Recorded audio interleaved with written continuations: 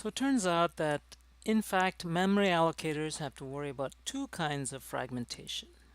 External fragmentation occurs when the space between the chunks of memory that have been allocated are too small to be usable, but together, if you brought those spaces, those empty spaces together, you could actually use it. But they're just scattered and they're too small, each too small.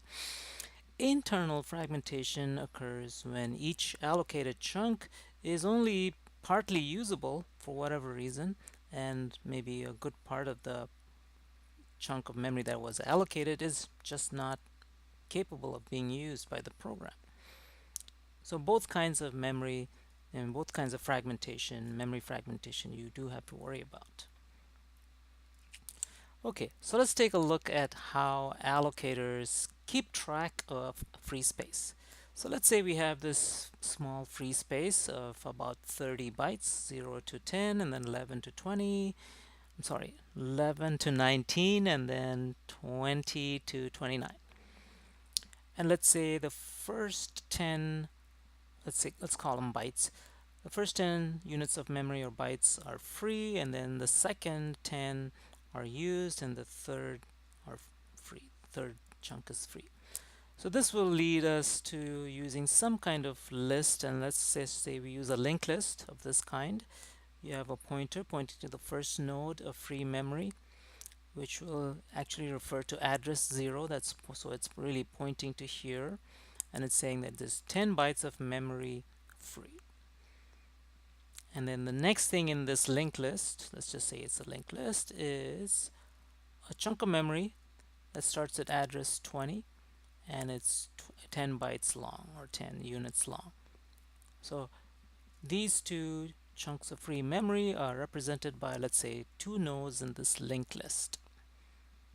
So this will work if if you ask for 5 bytes, you can give the 5 bytes from here or from here, or maybe in the middle, but that would not be a great idea, or from here, the first part of this second free chunk, or the second part, whatever. However, if you get a request for more than 10 units, notice that our largest chunk of memory, they're both 10, and so our largest chunk of memory that we can allocate is 10. If we get a request for more than 10, we just have to do something like return a negative value and say you can't satisfy this request for more than 10 bytes.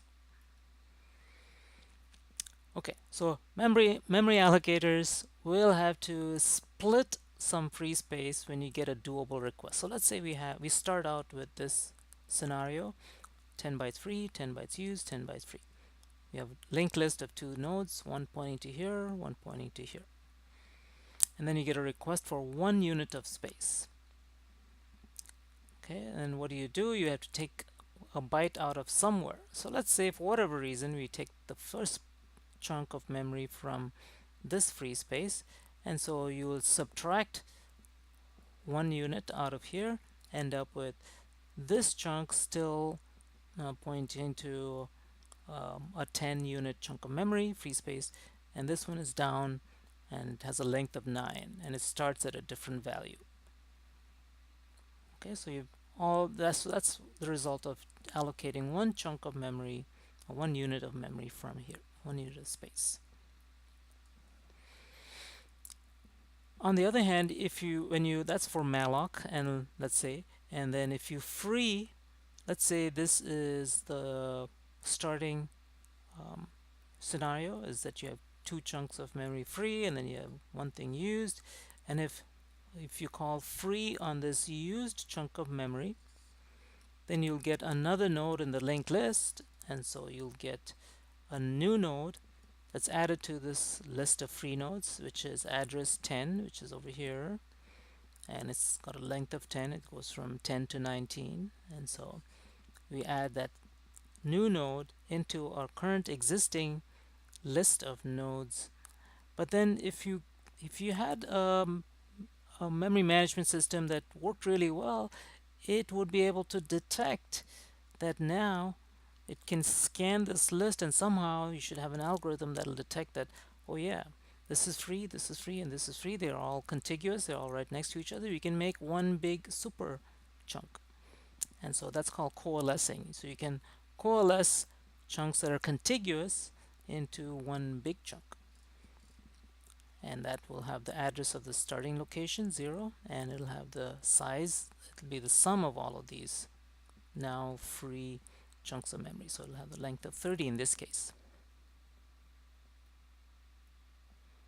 Okay, so how do you do this? So we have to have some way of bookkeeping, some way of tracking all of the allocated regions.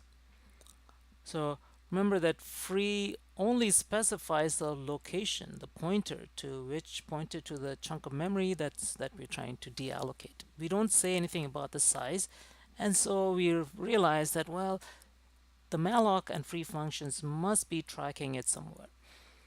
And one way of doing this is to store the counting information in a header block. So let's say this is the pointer that you return. You actually allocate a little bit more memory and use that sort of extra space as a header, and that's used by malloc and free to track all of the little chunks of memory that you've allocated. So one way to do this is to use a chunk of memory just before the pointer that malloc returns. This is not necessarily how it really works, but it's one way of thinking about how malloc and free works. Okay, so let's say malloc returns a pointer, but then there's some number of bytes before that pointer in slightly lower memory addresses that's used by malloc and free to contain a header which keeps track of bookkeeping information about free space. So what goes into these headers? So it could be something as simple as this, just a struct. We say that we have a struct header which has two ints, the size, and then some magic number that's used for integrity checking. So you put in some number that if for whatever reason it gets overwritten and we don't find that magic number in there, then we know, well, something happened. Someone wrote over our nice data structures and messed it all up.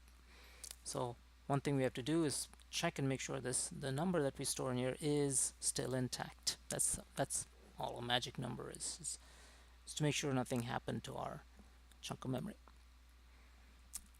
Okay, so here's an example again. Here's our header structure. It has two data members, int size and int magic, and here's a simple example.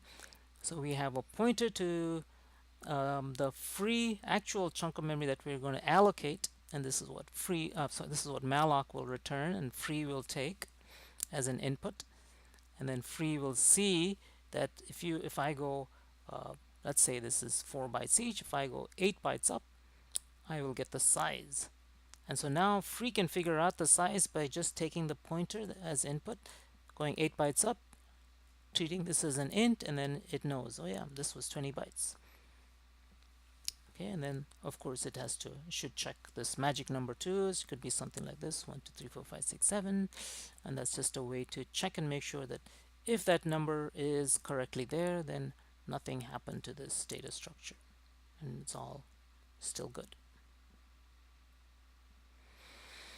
Okay, so so this is just a repetition of that. How does free use this information? So here's a simple sample way of implementing it. You pass in the pointer, and then you do some pointer arithmetic. You say, okay, PTR, which is a void star pointer, you can subtract this value of the size of the header. So in this case, let's just say it's 8 bytes.